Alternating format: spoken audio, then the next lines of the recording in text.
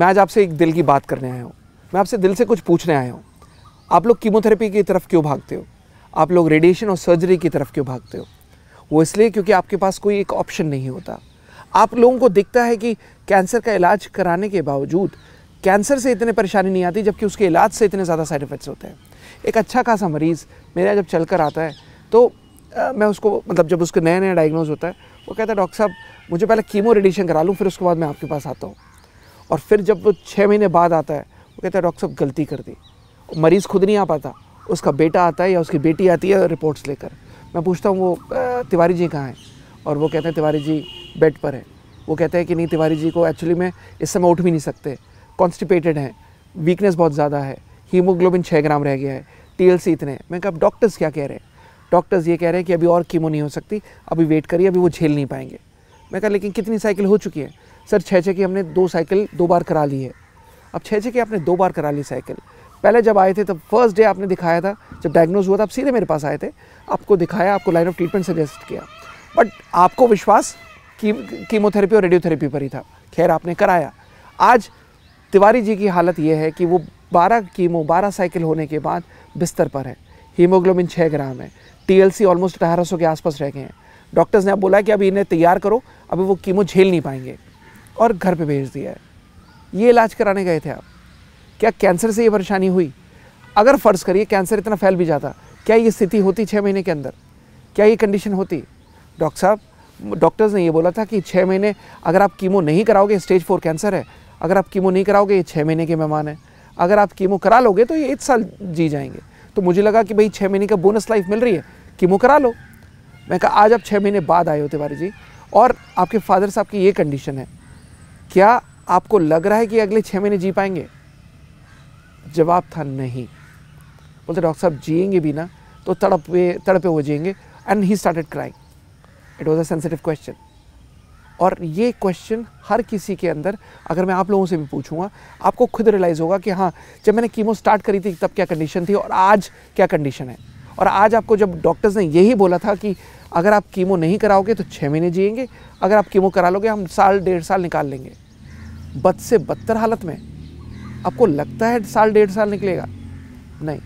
और तिवारी जी जो झटका झेल रहे हैं या उन्होंने जो भी झेला, ऐसे बहुत से मरीज़ हैं जो ये परेशान हो चुके हैं और मजबूरन करा रहे हैं। मजबूरी का नाम कीमोथेरेपी, मजबूरी का नाम रेडियोथेरेपी। क्यों? क्योंकि उनके पास वो ऑप्शन नहीं है, वो क्या चूज़ करें।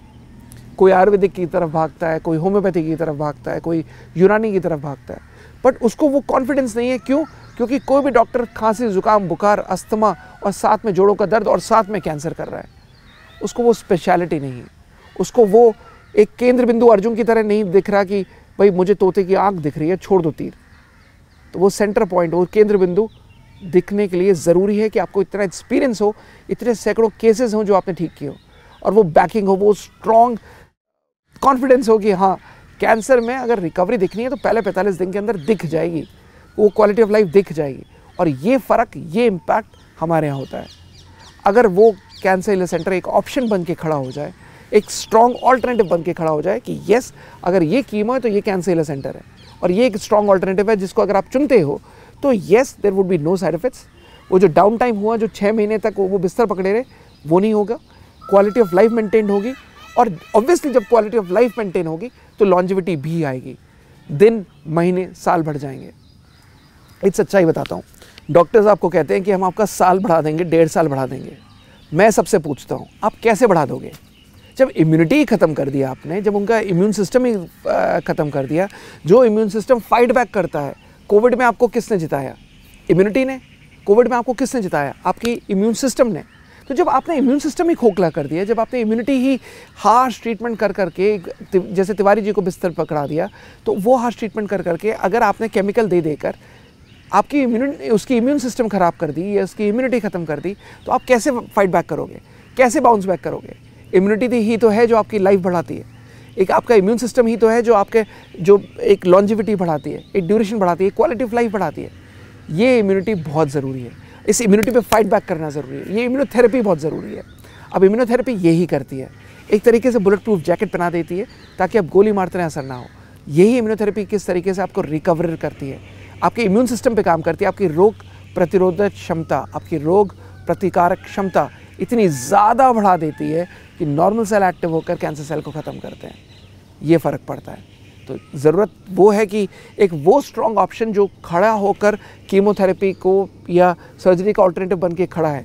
पहली बात, अगर आपको करानी है आप कॉम्प्लीमेंट्री बना के करा लो, बट अगर कॉम्प्लीमेंट्री नहीं कराना चाहते और एक ऑल्टरनेटिव स्ट्रॉन्ग खड़ा है तो उस ऑल्टरनेटिव को चुनो ना, जो एक पेनलेस है, ऑर्गेनिक है, साइंटिफिक है, नेचुरल है और आपके इम्यून सिस्टम पे काम करता है, जो श्योर शॉट है कि क्वालिटी ऑफ लाइफ मेंटेन होगी, जो श्योर शॉट है लॉन्जिविटी आएगी। That's the change that you should notice.